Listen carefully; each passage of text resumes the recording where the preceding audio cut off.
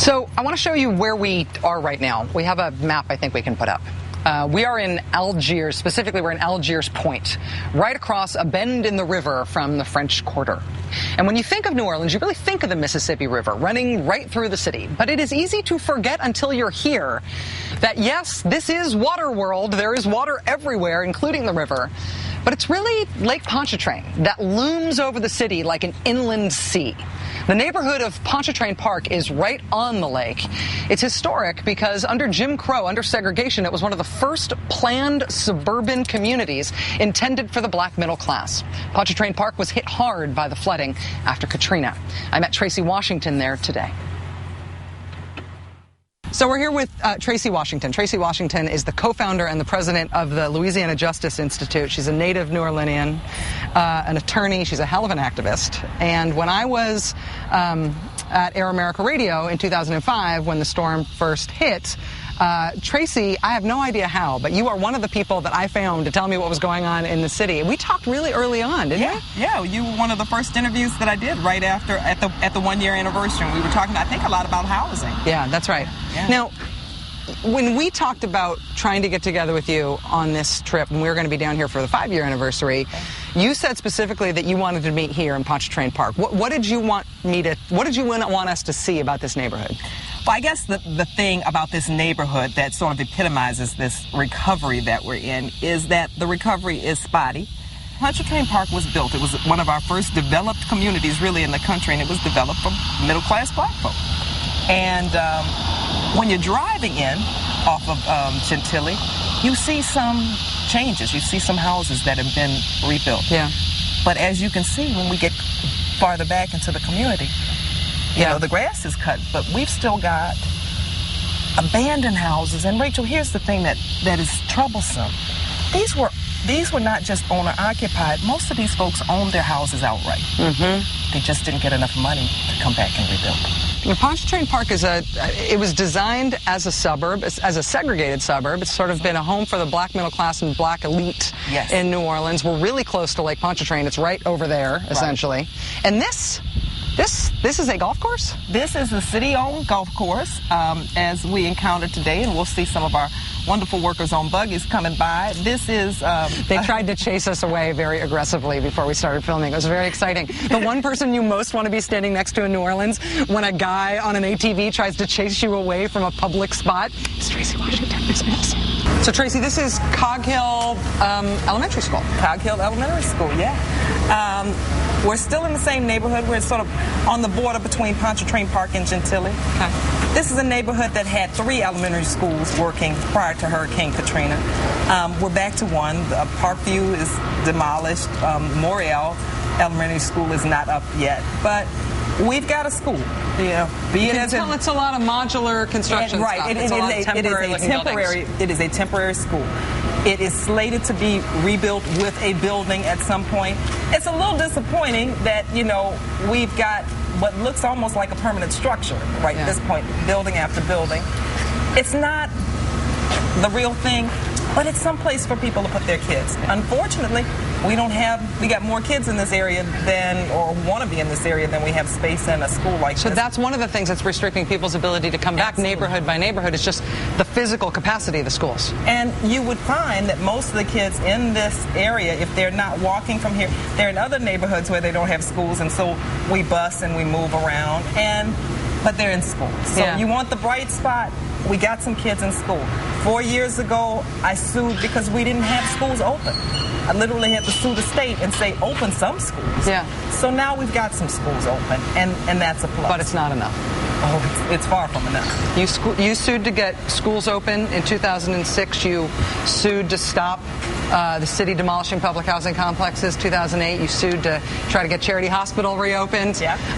I have read with interest you're personally, physically stopping bulldozers from knocking down people's houses, slated to be demolished. Slow, great, crazy. Slow, great, crazy. But I mean, it's a long, slow simmer. I mean, you have been an aggressive activist, not only since the storm, but from before. But tell me, what's your overall strategy? What are you and LGI, what's Tracy Washington trying to do to make the stuff work? Here it is. It's basic. We have some basic fundamental social structures in this country that evaporated after Hurricane Katrina. Transportation, roads, health care, housing, education. And when we got back, there was this master plan to rebuild it slowly and allow only certain people to return. And I couldn't live here and not say hell no. And so, bit by bit, fight by fight, we've said you're going to open schools. That Down Charity Hospital, that beautiful Art Deco building, we want it reopened, and we will continue to fight and make some noise and make you uncomfortable until you do something to give us back health care. We want buses to run in all of our neighborhoods, and we will continue to fight for that. And affordable housing. Well, we lost that battle. The public housing units are down. Our projects are down, the most sturdy buildings. So the fight now is to make sure the folks who are still out in the diaspora get home. And that fight continues. So when you say the plan for rebuilding New Orleans was designed so that not everybody would be able to come back, what you mean is that the things that are public amenities, things like bus service and affordable housing guarantees and schools and hospitals and all of these things, particularly a hospital like Charity that serves the uninsured mostly, right, those things haven't come back, which precludes people who need resources like that to rely on from coming back. Look, exactly. We're a poor city. We're still a poor city. Yeah. We're a service-run city. People come here, they come to our hotels, they drink and they eat, and we have people making $10 an hour doing it. That was fine prior to Katrina because they could get to work on the bus and they could live in public housing off $10 an hour and go to Charity when they were sick. Well, now you don't have that. And I say to those people I represent, the marginalized and the poor folk, what are you going to do with them? Yeah. You can't privatize everything. You can't import enough people from, Mexico and Central America to come and do this work. And doggone it, the people who lived here deserve not to make $10 an hour. They deserve to make a living wage. And they deserve to have these social structures restored. That's something only our government can do. And doggone it, I don't want to hear from anybody else. I don't want to hear from no little Tea Party people or anybody else. Oh, that's not a government function. We can privatize it. Oh, really?